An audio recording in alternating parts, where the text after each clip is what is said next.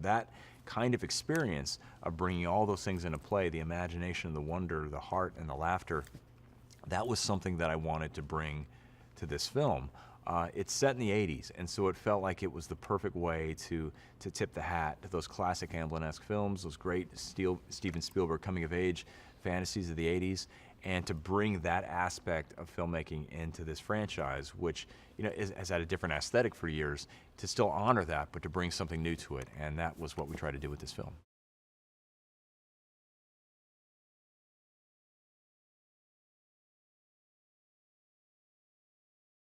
Well, I think the thing that's always been interesting about Bumblebee as a character in the films is that he's clearly the Autobot. He's clearly the Transformer that has the most affinity for humanity. He's the one who has the deepest connection with humans. And I think that's fascinating. Why is that? What is it about us that he finds interesting? What is it about him that forges such a deep connection with us? And so one of the things that we're able to do in this movie is to explore how that happened, how he was able to do that. What is it about him that is able to connect with us so deeply, and what's unique about him? Being able to take the time in a film where it's not filled with dozens and dozens of awesome robots, but it's just this one character that we're able to focus in on and figure out, what does he think? How does he feel? What makes him tick? I love exploring characters, and that's what we do in this film. We really get to understand who Bumblebee is, and why people should and do love him.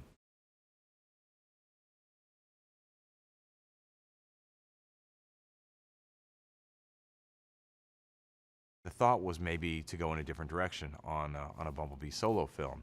And as I was discussing it with Lorenzo de Bonaventura, the producer, he had mentioned Amblin as something of a touchstone. And for me, that was ringing all the right bells. I was a child of the 80s. I grew up loving those classic Spielbergian coming-of-age tales, all things Amblin. That essentially defined my childhood.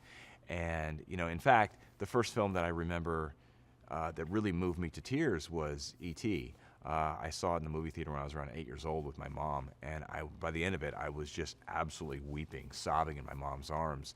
And to be able to tell that kind of a story, to be able to take this big, expansive franchise, this huge canvas that Michael and the team have built over the last decade, and to focus in on a tiny corner of that canvas and tell something that's more intimate, more character-driven, and more evocative of those great classic coming-of-age stories of the 80s, that was something that was really exciting to me.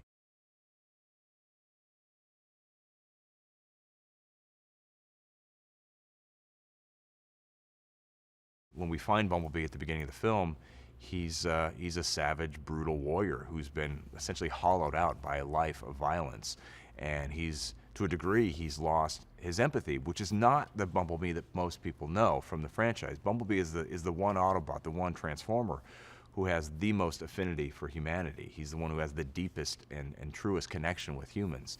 And so I started asking myself, well, how did he get that way? Was he always that way, or was he different? And what led to him having this kind of affinity for humanity? And that's one of the core stories that we explore in this film, is that who he was before we got to know him, and how did he become the Bumblebee that we know and love? And that's one of the things that this film explores.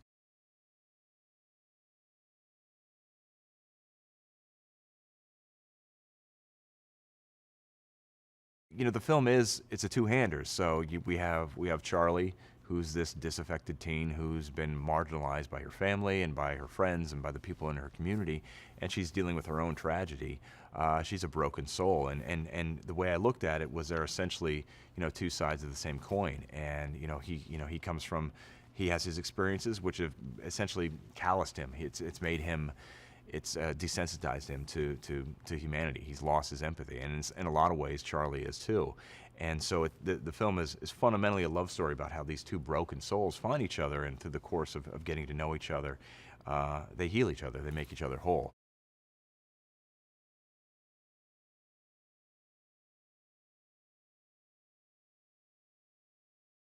It's a primal story in effect. It really is a love story, and it delves into this idea that, yeah, love hurts. We all know that. It's painful. It's hard to open yourself up and be vulnerable to love someone, but it also is the thing that heals us and gives our lives meaning. And that's the core theme at the center of the film.